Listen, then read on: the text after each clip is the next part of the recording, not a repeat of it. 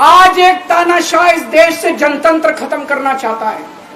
आज एक तानाशाह इस देश से लोकशाही खत्म करना चाहता है। आज मैं आप लोगों से भीख मांगने के लिए आया हूं 140 करोड़ लोगों से। मेरे देश को बचा लो, मेरे भारतवर्ष को बचा लो, मेरा भारत। मोदी जी अगले साल 17 सितंबर को 75 साल के हो रहे हैं। ये मोदी की गारंटी पूरी कौन करेगा? अगर इनकी सरकार बनी तो पहले अगले 2 महीने में योगी जी को निपटाएंगे। ये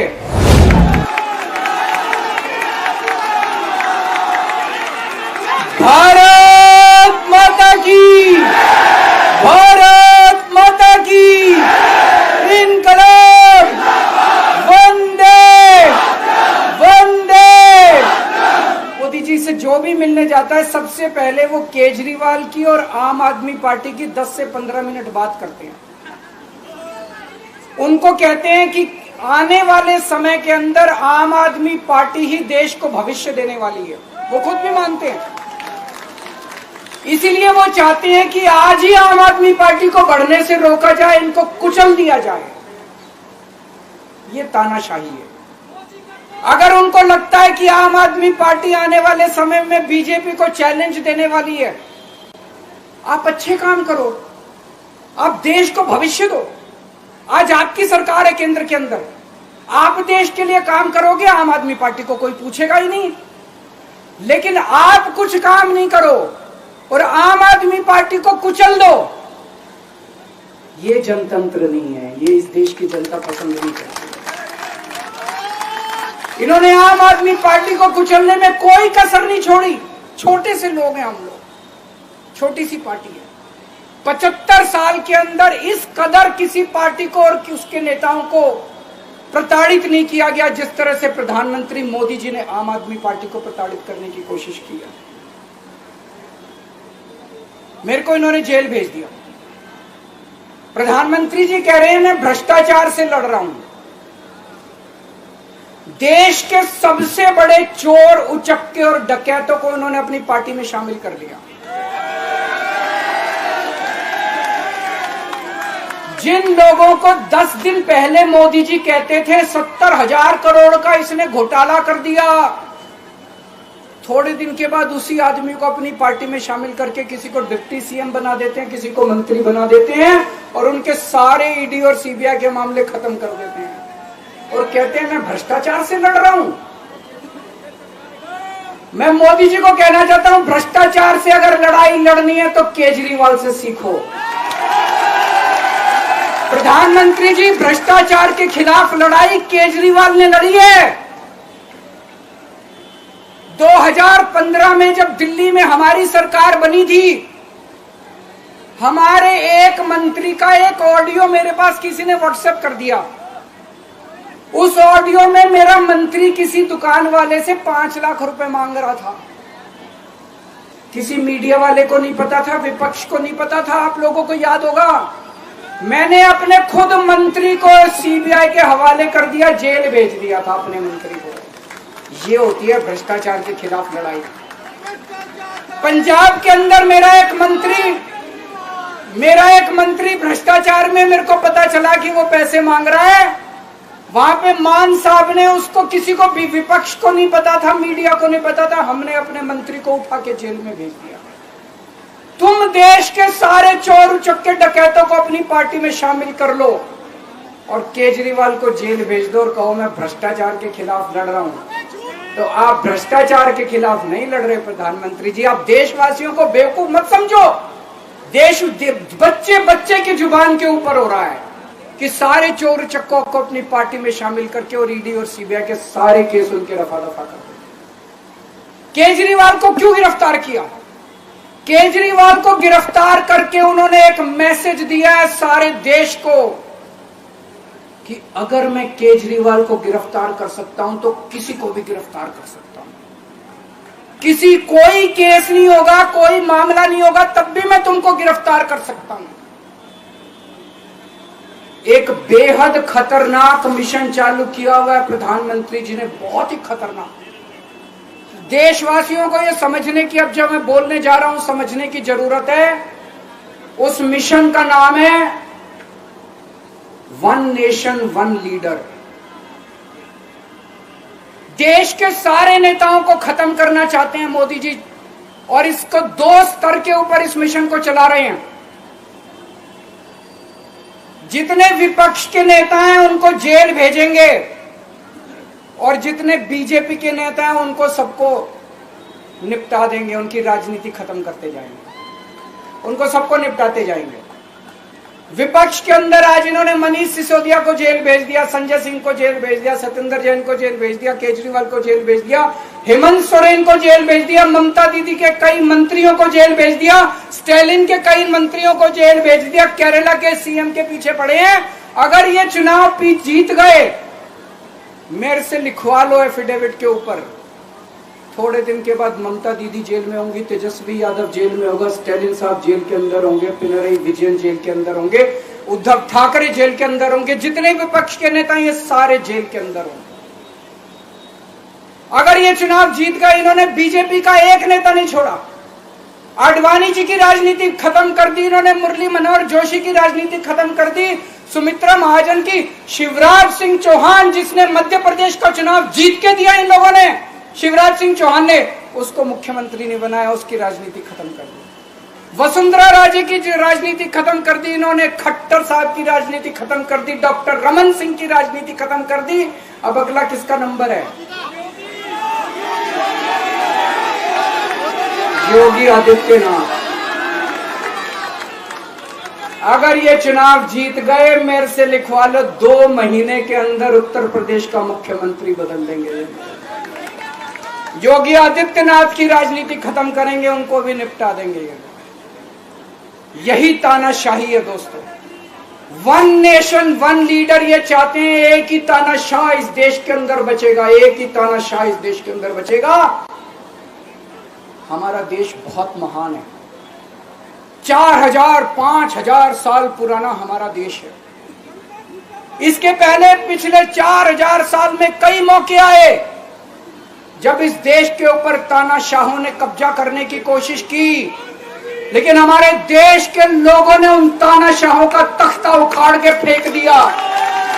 जब जब हमारे देश में ऐसा मौका आया कि तानाशाह ने हमारे देश के ऊपर कब्जा करने की कोशिश की, इस देश की जनता ने उसका तख्ता उखाड़ के फेंक दिया।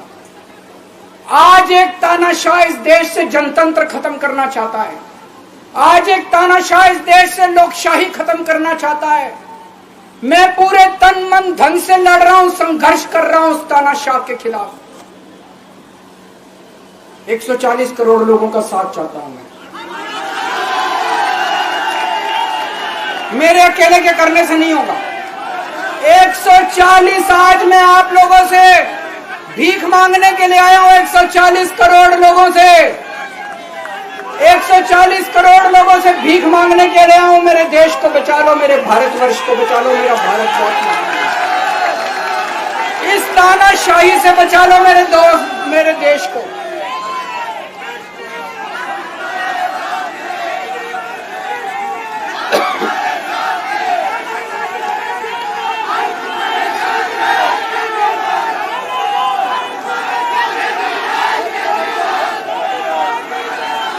मैं सुप्रीम कोर्ट का बहुत बहुत शुक्रिया अदा करना चाहता हूं। उन्होंने 21 दिन दिए हैं, एक एक दिन में 24 घंटे हैं। मैं एक दिन में 24 में से 36 घंटे काम करूंगा, पूरे देश भर में घूमूंगा इस तानाशाही को रोकने के लिए। दोस्तों, जितनी मेरे अंदर ताकत है, मेरा सब कुछ कुर्बान है देश के लिए। मेरा तन मन धन सब कुछ कुर्बान है मेरे देश के लिए। मेरे खून का एक एक कतरा मेरे देश के लिए, मेरे शरीर का एक एक कतरा, मेरी जिंदगी का एक एक पल मेरे देश के लिए। मेरे देश को बचाने के लिए मैं पूरे देश में जाऊंगा दोस्तों। अब एक बहुत महत्वपूर्ण बात करने जा रहा हूं, उसको ध्यान से सुनना। ये लोग इंडिया गठबंधन से पूछते हैं आपका प्रधानमंत्री कौन होगा। मैं बीजेपी से पूछता हूं आपका प्रधानमंत्री कौन होगा। आप लोग सोच रहे होंगे केजरीवाल क्या बात कर रहा है, मोदी जी होंगे। नहीं, मोदी जी अगले साल 17 सितंबर को 75 साल के हो रहे हैं। बीजेपी के अंदर मोदी जी ने 2014 में मोदी जी ने खुद ने रूल बनाया था कि बीजेपी के अंदर जो भी 75 साल का होगा उसको रिटायर कर दिया जाएगा। सबसे पहले आडवाणी जी को रिटायर किया गया, उसके बाद मुरली मनोहर जोशी जी को रिटायर किया गया, फिर सुमित्रा महाजन को रिटायर किया गया, फिर यशवंत सिन्हा को रिटायर किया गया। अब मोदी जी अगले साल 17 सितंबर को रिटायर होने वाले हैं। तो मैं बीजेपी से पूछना चाहता हूं, आपका प्रधानमंत्री का दावेदार कौन है?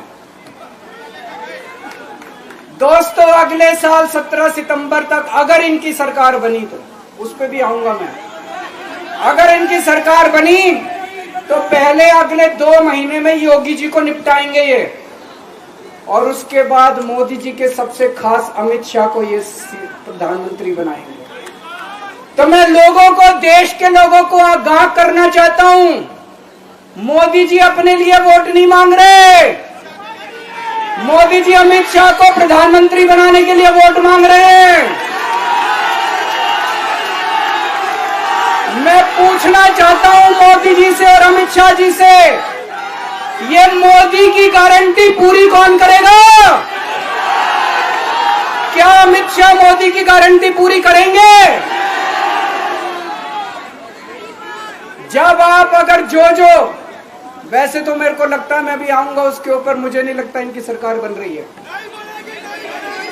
लेकिन जो बीजेपी को वोट देने जाएं वो ये सोच के जाना कि आप मोदी जी के नाम पे वोट नहीं दे रहे, आप अमित शाह के नाम पे वोट दे रहे।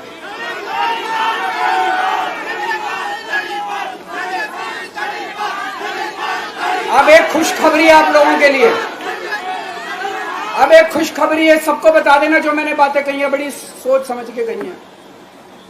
वहां बैठ के यही सोच रहा था 50 दिन से।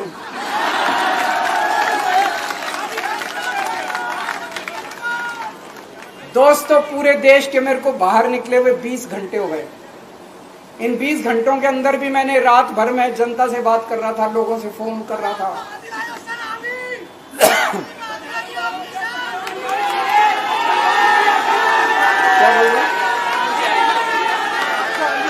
रात को आंधी आई थी,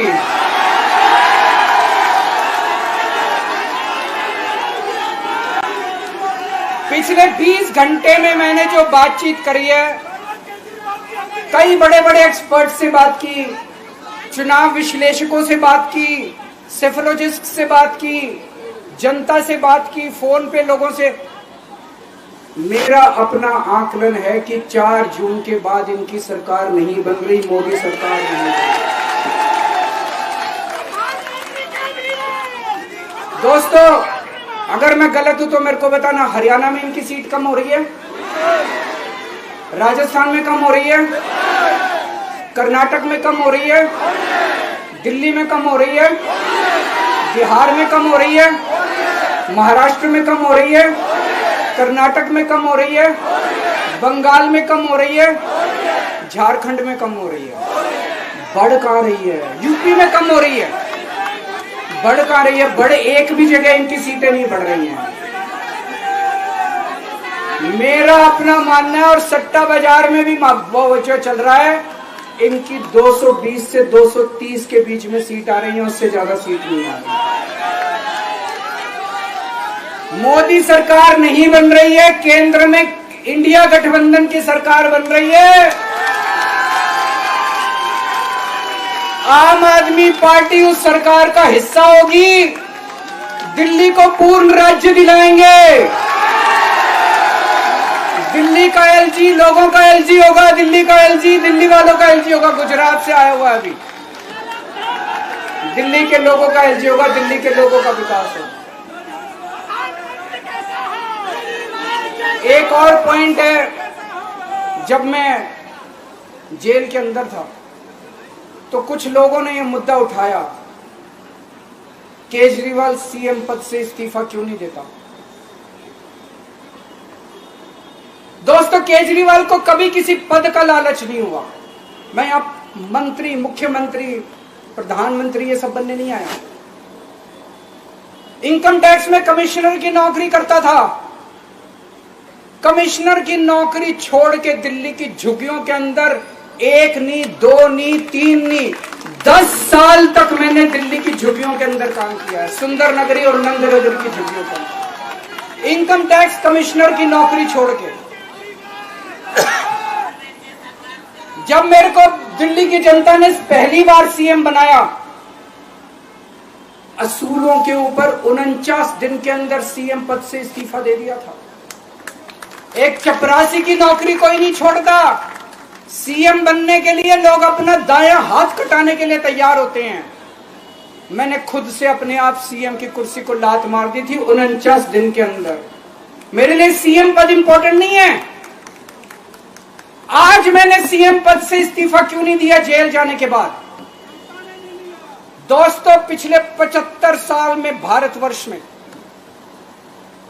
इतने राज्यों के चुनाव हुए, इतने राज्यों के चुनाव हुए, दिल्ली के अंदर सबसे ऐतिहासिक बहुमत से आम आदमी पार्टी जीती। 55-56% वोट, एक बार 67 सीट, एक बार 62 सीट। इतने भारी बहुमत से आज तक कोई राज्य की सरकार 75 साल में नहीं जीती। इतने भारी बहुमत से जीतने के बावजूद झूठा केस, अब उनको पता है वो हमें हरा नहीं सकते दिल्ली के अंदर। उन्हें पता है अगले 20 साल तक दिल्ली में आम आदमी पार्टी को कोई नहीं हरा सकता। तो उन्होंने एक षड्यंत्र रचा, राजनीतिक षड्यंत्र रचा। केजरीवाल को झूठे केस में जेल भेज दो, केजरीवाल को इस्तीफा देना पड़ेगा, केजरीवाल की सरकार गिर जाएगी। उन्होंने ये षड्यंत्र रचा। मैंने कहा मैं भी इस्तीफा नहीं दूंगा। तुम अगर जनतंत्र को जेल में कैद करोगे तो जनतंत्र जेल से चला के दिखाएंगे। दोस्तों, सरकार भी जेल से चला के दिखाएंगे। कतई इस्तीफा, तुम्हारे ट्रैप में फंसने वाले नहीं हम। ये अगर हेमंत सोरेन साहब को भी इस्तीफा नहीं देना चाहिए था, जेल से सरकार चलानी चाहिए। अगर हमने इस्तीफा दे दिया, ये तो बड़ा अच्छा इनके लिए। जिस राज्य के अंदर ये चुनाव हारेंगे उसके मुख्यमंत्री को पकड़ के जेल में डाल दो, सरकार गिरा दो। उसके मुख्यमंत्री को पकड़ के जेल में डाल दो, सरकार। आज मैं अगर दिल्ली की जेल के अंदर रह के दिल्ली की जेल से इस्तीफा नहीं दे रहा, वो इस तानाशाही के खिलाफ संघर्ष कर रहा हूं, इसको समझ लेना। केजरीवाल को किसी पद का लालच नहीं है। सीएम तो 100 सीएम की कुर्सी देश के नाम कुर्बान है। मुझे पता चला मेरे जेल जाने से बहुत लोग भावुक हुए, खासकर मेरी माँ, बहनें, महिलाएं बहुत रोई। कईयों ने बहुत मन्नतें मांगी। मैं सबका बहुत बहुत शुक्रिया अदा करना चाहता हूं जिन लोगों ने अपनी दुआएं, करोड़ों लोगों ने अपनी दुआएं भेजी हैं। पूरी दुनिया भर से करोड़ों लोगों ने दुआएं भेजी। उन्हीं के आशीर्वाद का कमाल है कि आज मैं आप लोगों के बीच में हूं। आप लोग सब लोग सुखी रहें, देश खूब तरक्की करे, फले फूले, आप सब लोग खूब खुश रहें, ऐसी मेरी प्रभु से इच्छा है।